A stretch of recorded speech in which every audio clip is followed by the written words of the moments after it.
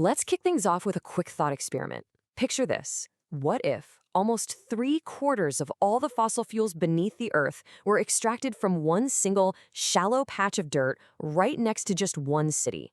Think about the absolute chaos that would create. If that immense concentration of wealth was literally sitting just a shovel's depth below the surface, it would practically guarantee violence, corruption, and exploitation. You'd have massive corporations fighting tooth and nail for control, while the locals languished in poverty, bearing the entire environmental and human toll. It sounds like the plot of some dystopian sci-fi movie, right? Well, here's the crazy part. This isn't hypothetical at all.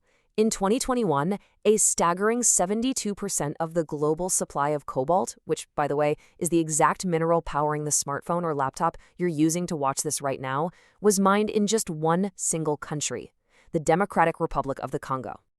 Section 1. The Indispensable City. Our story actually starts in Kolwezi, a city tucked away in the hazy hills of the southeastern Congo. Now, most people have never even heard of it, but billions of us literally couldn't conduct our daily lives without it. Over a century ago, a British explorer named Verney Leavitt Cameron described this region as a country of unspeakable richness. And man, he hit the nail on the head. This area is known as the Central African Copper Belt. It's an absolute geological wonder, holding 10% of the world's copper and roughly half of the world's entire cobalt reserves. But instead of bringing prosperity to Kolwezi, this richness has just brought a relentless mad scramble. Section 2. The EV revolution. So, why is the demand for cobalt suddenly skyrocketing? Well, it all comes down to a massive global shift you're definitely familiar with: the explosion of electric vehicles.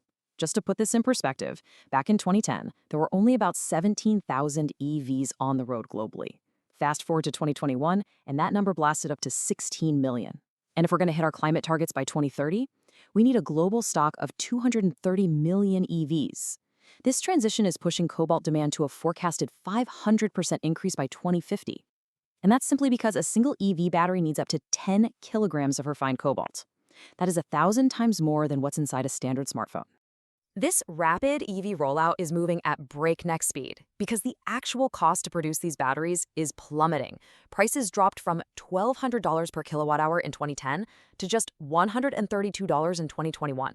They're rapidly closing in on that magic $100 mark, where EVs finally hit cost parity with traditional gas-powered cars. Basically, electric vehicles are about to become the new standard, meaning we're going to need millions of tons of cobalt to feed this insatiable market. Section 3. The Science of Cobalt. Now, you might be wondering, why cobalt specifically? Can't the brilliant engineers at these megacorporations just, use something else? Well, to understand why they can't just engineer this mineral out of existence, we have to look at the chemistry. A battery creates portable power by balancing a chemical reaction between an anode and a cathode. Cobalt is primarily used in the cathodes of these lithium-ion batteries. It has this highly unique electron configuration that maximizes what's called energy density while maintaining crucial thermal stability. In everyday terms, it ensures your battery holds a massive charge for a long driving range, and most importantly, it guarantees the thing won't randomly catch fire. When you compare consumer device batteries to EV batteries, you run into a distinct challenge. Consumer devices mostly use LCO batteries, which rely super heavily on cobalt. For EV batteries, like the LNMC, engineers have tried swapping out some of that cobalt for higher ratios of nickel to cut costs. But here's the catch. Nickel has much lower thermal stability, so the more nickel you add, the less stable the battery becomes. At the end of the day, cobalt remains the unavoidable safety net that literally holds the whole chemical reaction together. And geologically speaking, the Congo is uniquely positioned, or perhaps cursed, to provide it. Thanks to ancient tectonic shifts along the East African Rift that started 800 million years ago, oxidized cobalt formed massive blocks of a mineral called heterogenite. Geologists actually describe these deposits as floating just under the surface like raisins in a cake. And because they're so incredibly shallow, it makes it tragically easy for impoverished locals to dig them up by hand, using crude tools and sheer desperation. Section 4. The opaque supply chain.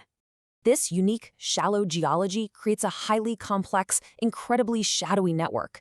It connects the toxic, hand-dug pits of the Congo directly to the pristine, air-conditioned showrooms of the world's most powerful tech companies. As of 2022, the source material makes it crystal clear. There is absolutely no such thing as a clean supply chain originating from the Congo. It's completely impossible to separate the formal, heavy machinery industrial production from the horrific abuses happening in the informal, artisanal mining sector. They blur together completely. This shadow economy effectively launders the cobalt through a few very distinct informal steps. First, you have the crises, the artisanal diggers, which tragically often includes children who are out there hand mining the ore. Next, independent traders known as négociants buy it up and haul it on motorbikes to totally unregulated depots or buying houses. Finally, those depots turn around and sell that mixed, untraceable ore straight to the massive industrial refiners. And just like that, any trace of accountability simply vanishes. Once the ore gets a preliminary processing, it's shipped out. In 2021, 75% of the world's refined cobalt was processed in China. They completely dominate the global supply of commercial-grade refinement. From there, they pass the polished final product along to battery manufacturers across Asia and ultimately to the consumer-facing tech and EV giants all around the globe. Section 5. A History of Exploitation. This modern tragedy where accountability just disappears like morning mist isn't actually a new phenomenon. Devastatingly, it's just the latest chapter in a centuries-old curse. From the very moment the Portuguese explorer Diego Cao arrived at the Congo River back in 1482, the region was targeted. Later, in the 1850s, David Livingstone used quinine to survive malaria, which opened up deeper inland travel. And by 1876, Henry Morton Stanley was navigating and mapping the interior waterways using steamboats. Time and time again, outsiders armed with new technologies have relentlessly targeted the Congo for its resources. The cycle that followed is just staggering. At absolutely no point in history have the Congolese people actually benefited from their own incredible wealth.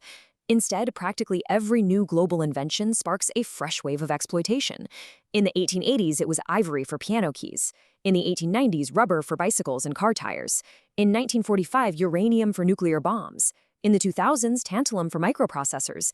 And today, from 2012 onward, it's cobalt for our rechargeable battery revolution. Every single wave brings a new iteration of systemic forced labor. Well over a century ago, the activist E.D. Morel famously described the Congo Free State as a gigantic slave farm reeking with cruelty. And honestly, today's cobalt supply chain functions as the absolute perfection of that exact same system.